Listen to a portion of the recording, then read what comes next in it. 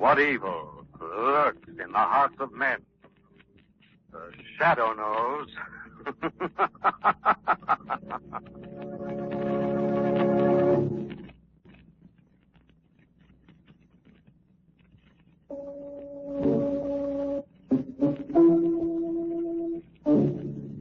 The Shadow, who aids the forces of law and order, is in reality Lamont Cranston, wealthy young man about town. Years ago in the Orient, Cranston learned a strange and mysterious secret, the hypnotic power to cloud men's minds so they cannot see him. Cranston's friend and companion, the lovely Margot Lane, is the only person who knows to whom the voice of the invisible shadow belongs. Today's drama, The Living Head.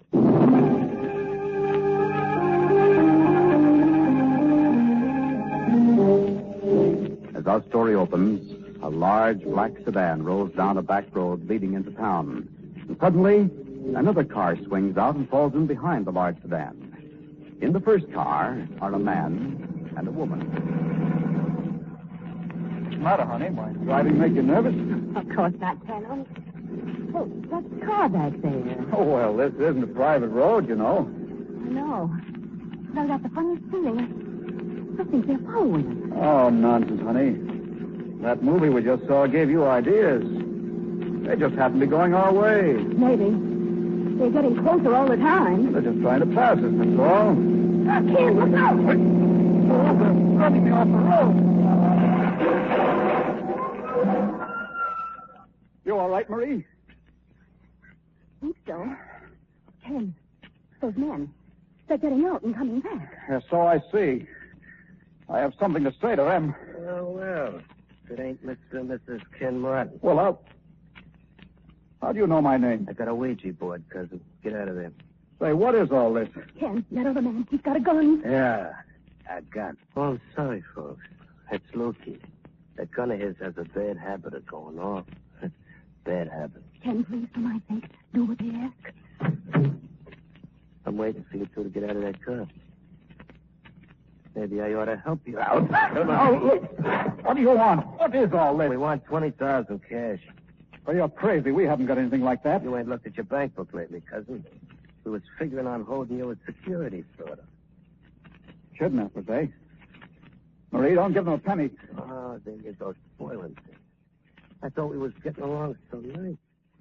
Persuade them, Luke. Get him up. Drop him again. Oh, please don't hit him again. You kill him. Okay, sir. You behave and he don't have to get any more sleep. If you don't... I will. I'll do anything you say. Maybe on the other hand, you ought to meet Mr. Jordan. You might have a lot in common with him. Oh, look, yeah. A lot. You see, Mr. Jordan had 20 grand. He could spare two, only he tried to outsmart us instead. In a car, ready. Oh, my husband, what about him? He's coming with us, too. I want both you nice people to meet Mr. Jordan.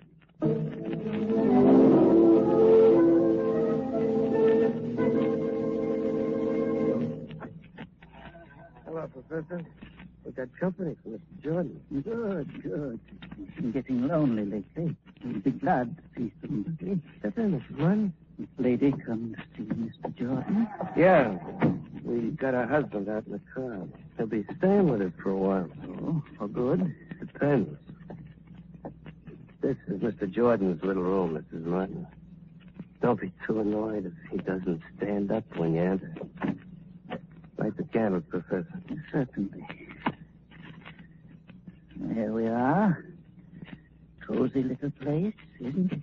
I want to get out of here. Mrs. Martin, we ain't even seen Mr. Jordan yet. Mr. Jordan? Certainly. That's Mr. Jordan on the table there. Well, step up and meet him. No. Oh, that ain't very polite, Mrs. Martin. Mr. Jordan gets mighty lonesome. Take his cover off, Professor. There you are. Poor Mr. Jordan. He's not very handsome, is he? You'll be hurting Mr. Jordan's feelings, Mrs. Martin. You see, Mr. Jordan is alive, Mrs. Martin, and therefore he's rather sensitive. No, it can't be. It's a little experiment of mine, Mrs. Martin. Mr. Jordan is kept alive by means of a mechanical pump. It forces his blood. Professor, the lady ain't interested in that. Wake up, Mr. Jordan. No. Mr. Jordan. Mr. Jordan, wake up. We've got company. His eyes are opening. It's impossible. I won't believe it. Unfortunately, my experiments have not reached the stage where Mr. Jordan can articulate clearly. But perhaps that's just as well. After what he's been through, I don't believe his conversation would be very pleasant. Get me out of here. Please. I can't stand anymore. Let him go back to sleep, Professor. We'll go outside.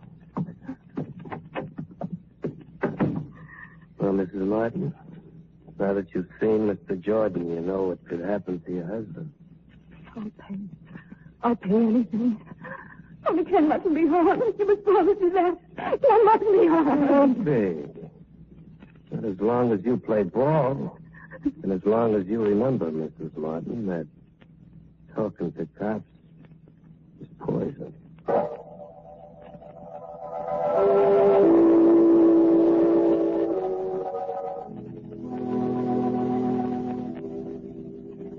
Commissioner Ken Martin was only an acquaintance of ours, but I just wanted you to know if there's any way I can help in breaking up this rotten kidnapping racket, I'll do it.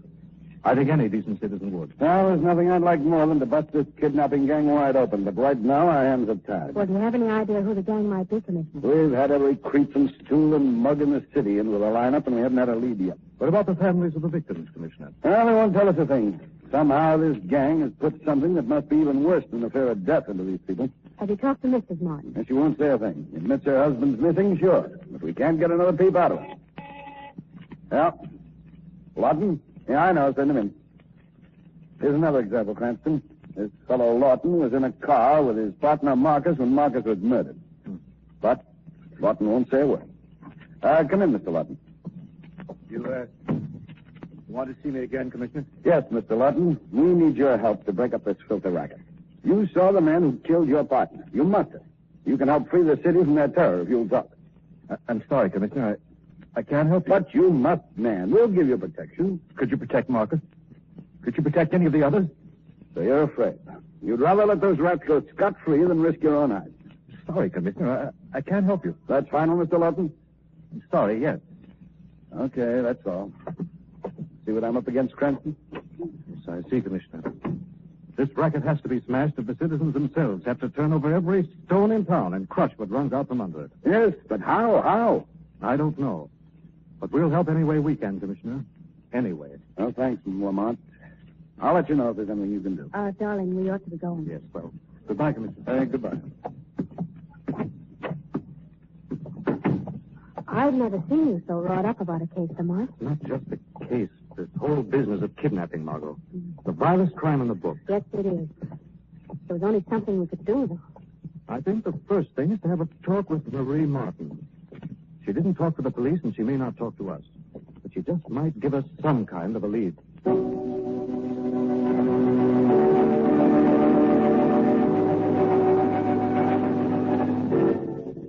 I know you're trying to help Mr. Cranston, but I have nothing to tell you. But Ken would want you to help stamp out this racket, Mrs. Martin. Please leave me alone.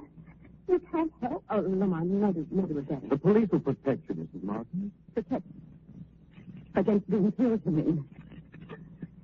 There are worse things than dying. Worse than dying? Feeling, wanting to die, and not being able to.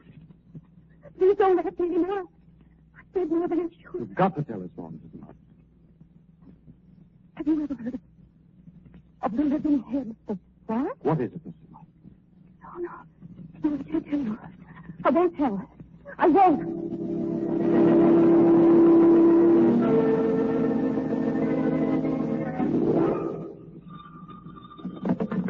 Yeah? This is Lukey, boss. You're supposed to be watching the Martindale's place, Lukey. I am, boss. But something's happened. What's happened? Mrs. Martin had some guy and a dame visit her today. They tried to feed her bird seed. She sing? Not a chirp. Who's the company? Dame named Margot Lane. Got an apartment at the Dexter Arms. Nice work, Lukey. Now what, boss? You pay a social call on Miss Lane, Lukey. When, boss? Tonight. Meet Jimmy in the back way and be waiting in her apartment when she gets home. When she opens the door? Bob, maybe we can discourage him from being too nosy.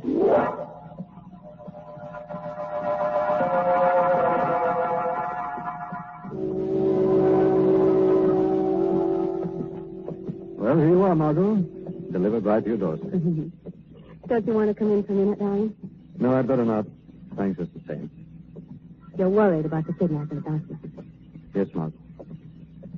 I'm afraid Weston's right. None of the victims is going to talk. Mrs. Martin sounded mortally afraid. Yes. Afraid of something worse than death. Yes. So let me have your key, darling. Oh. Here. Probably she was more afraid for her husband than for herself. That's kidnapper's strongest weapon. The fact that people will do anything to protect a loved one from harm. He's stuck. Oh, there we are. Good. Come on in for a minute. It'll help maybe if we talk the thing out. I'll make you some coffee. No, I shouldn't, but I guess a few minutes won't hurt a bit. Of course it won't. Wait a second. What's the matter? Thought I heard something there. Oh, don't be silly, darling. There's nobody home. Probably just my imagination. You know, Margot, I've been... Choke it up. We got your boyfriend covered. You kick up and he gets it. Ain't fair, but that's life. What do you want? That's funny, cousin, because me and my friend Lucy here wanted to ask you the same question. What are you talking about? You and the Sleeping Beauty have been trying to pump the Martin dame. Why? What's it to you? I don't know what you mean. Okay. We'll keep a score on your boyfriend. Get him up, Lucy. No, please, you can't. Stir him up a little with your tongue. Yeah. Oh, no. Oh, get up, mister. Grab that dame, Luke. You got two hands, ain't you? Look, I said hold the dame, not strangle. She keeps wiggling. There. Now she's pretty quiet. Get the boyfriend up on his feet. Okay. There you are. Bring him a little more to the right, Lucy. That's it. Now hold him. Oh. Keep him up, Lucy. I'll really give him something to remember. Right.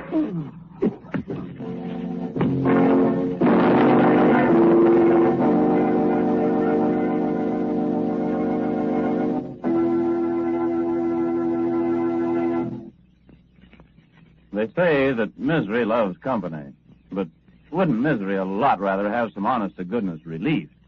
Now, folks, anytime you are burdened down with the usual miseries of a cold, there's relief waiting for you at your druggist under the name of Grove Cold Tablets. What a medicine it is, a multiple medicine compounded like a doctor's prescription. Here's no mere headache tablet, but a combination of 8 active ingredients.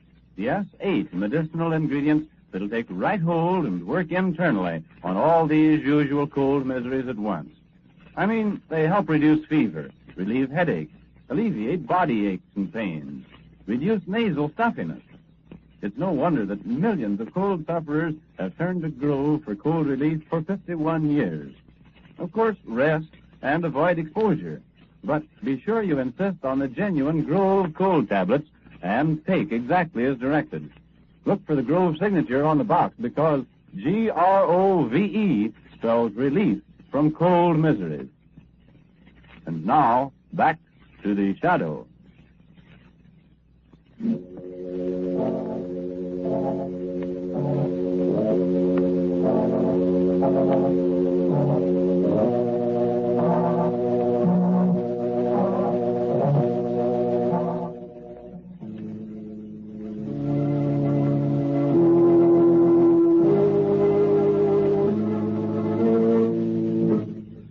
Lamont Cranston and Margot Lane, on the trail of a kidnapping ring, are ambushed by the gangsters in Margot's apartment and are viciously beaten. The gangsters manage to slip out the back way when they hear a pounding on the door. It's Sweeney, the janitor. It's this. Oh, good heavens. Oh, what's happened? Oh, Lamont. It's Lamont. It's Mr. Cranston. There he is on the floor. He's been beaten bad. What's happened? Gangsters. They were in my apartment when we got here. Mr. Sweeney, would you get some water, please? Sure thing, Mr. Lamont. Lamont. Oh, my head. Margot, you all right? I think so, dear. Do I, Miss Lane? Mr. Cranston all right? Yes, thanks to you, Mr. Freeman. You must have scared them off from the knock. Here, darling. This cold water makes you feel better. It's all right, darling. I think we'd better get you to the doctor, though. Oh, that won't be necessary, Margot. I'll be all right. Okay, if there's anything else I can do, you let me know. We will, and thanks again. Thank you. So this did it, Margot. It's a personal matter now. Now, wait a minute, darling. You better rest. No, I'm going to track that gang down if it's the last thing I do. I think the Shadow can get some information, Margot. Are you going back to see Mrs. Martin? No. If a visit to Mrs. Martin now might jeopardize her husband's life. Lawton, the man we saw in Commissioner Weston's office today, is the one I want to see now. But he won't talk either, darling. We saw that ourselves. He'll talk to me, Margot. What he's afraid of is his own life. If I can protect him, he'll tell plenty to the Shadow.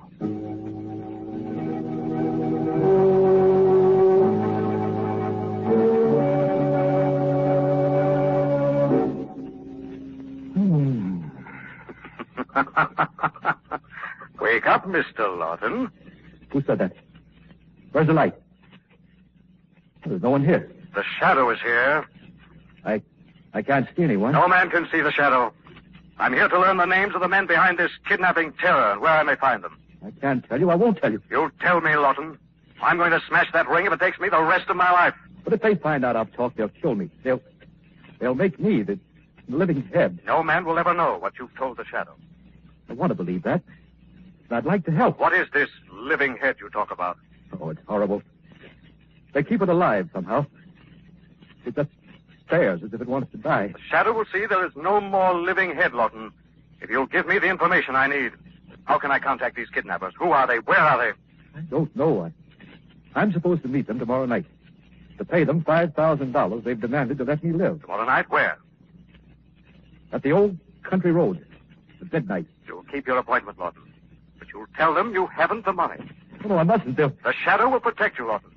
You must do as I say. Meet them as you planned, but do not give them the money, you understand? I understand. I'll do it. I'll do as you say, Shadow.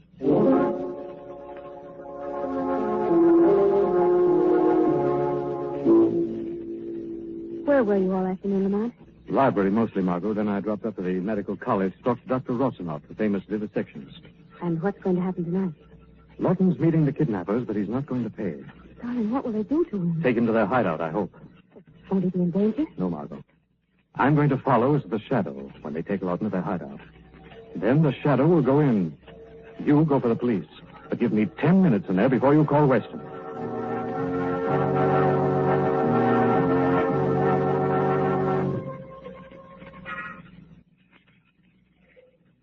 Nearly midnight, boss.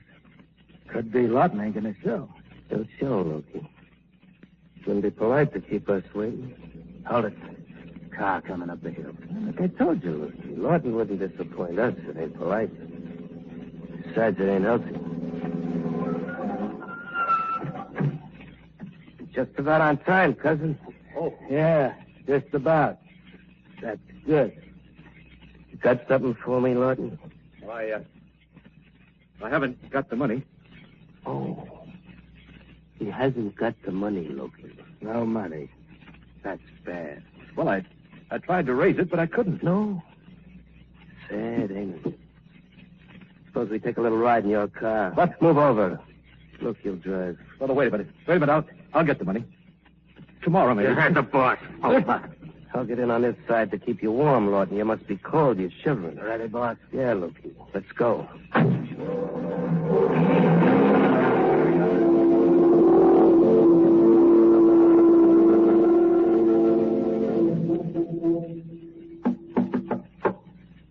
Open up, Professor. It's us. Just a minute. Well, what's this? New material, Professor. Here's a boy going to the head of his class. That's pretty good, boy. Get him inside. Let me alone. Take him into Mr. Jordan. He'll be glad to see him. Very well. Mr. Jordan's been awfully restless. Take the cover off, Professor. Very well. There. So let me out of here. Let me out. I can't. Look, I can't. Don't mark up his face, Luke. You will be needing it. Mr. Jordan will be glad to know that. This is Lawton, Mr. Jordan. He's come to relieve you. tonight she's going to rest. You hear that, Mr. Jordan? Poor Mr. Jordan has waited so long to die. So long. Let me out of here. Hold them, Loki. I thought I told you to close the door when you came in, Loki. I did, boss. The wind must open. Well, Professor, how do you like the new subject? Good head. Truly interesting to work with. When do we perform the operation? Oh, don't let me go now, Professor.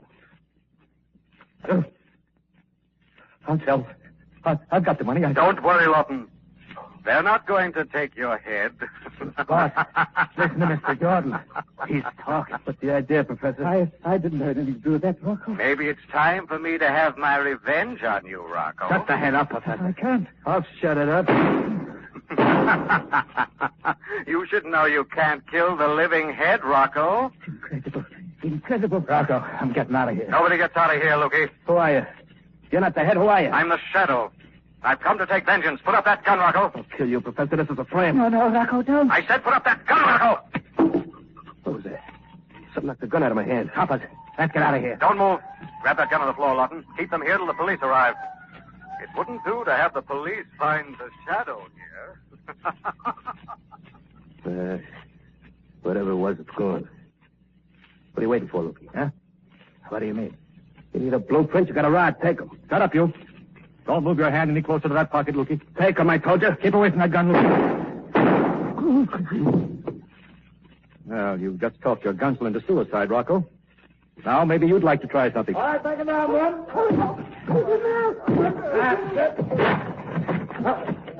Oh, it's you, Lawton. What is all this? I hear you're kidnappers, Commissioner Weston.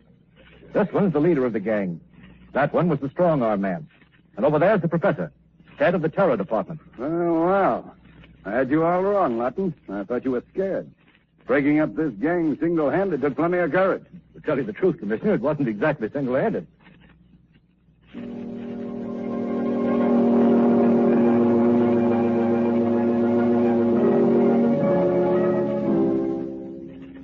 Now that Ken Martin saved Margot and the gang's completely broken up, it looks as if Rocco is going to get a speedy trial. I certainly hope so. But you know, Lamont, there's still one thing you've never explained. That horrible living head. What was that? Well, the kidnappers preyed on the minds of their victims with a hoax that was based on scientific fact. They made them believe they'd been able to keep the head of one of their victims alive. How awful. Of course, Russian scientists have been able to keep a dog's head alive. But after my talk with Dr. Rushinoff, I knew they couldn't do it with a human head. But, darling, they saw it move. They said it was alive. A half light of the hideout, it did look alive, Margot. But it was actually only a very realistic wax imitation, adroitly manipulated by the man known as the Professor. What a cruel, terrible trick. Well, it's typical of the kind of men who kidnap. The state isn't going to give much clemency to killers like that. When Rocco and his gang do come to trial, Margot, you and I are going to be right in the front row of that courtroom.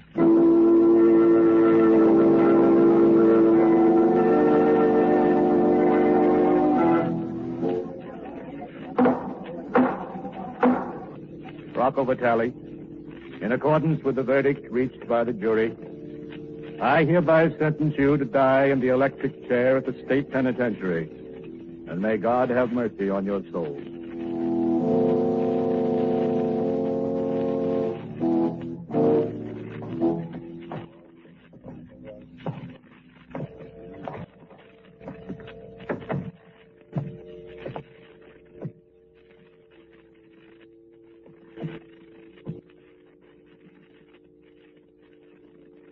Rocco, my son.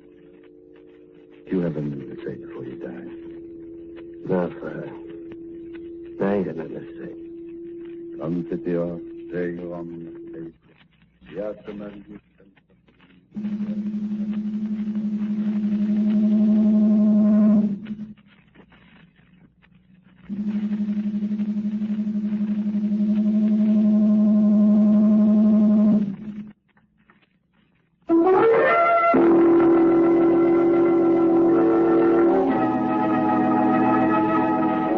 Rocco Vitale was pronounced dead at 12:37 this morning, according to this paper, Margot.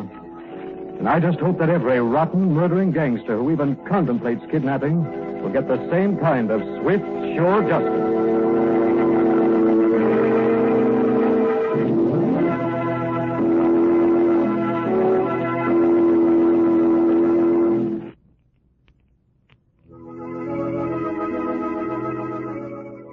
This story is copyrighted by Street and Smith Publications, Incorporated. The characters, names, places, and plot are fictitious. Any similarity to persons living or dead is purely coincidental. Again next week, The Shadow will demonstrate that the weed of crime bears bitter fruit. Crime does not pay. The Shadow knows.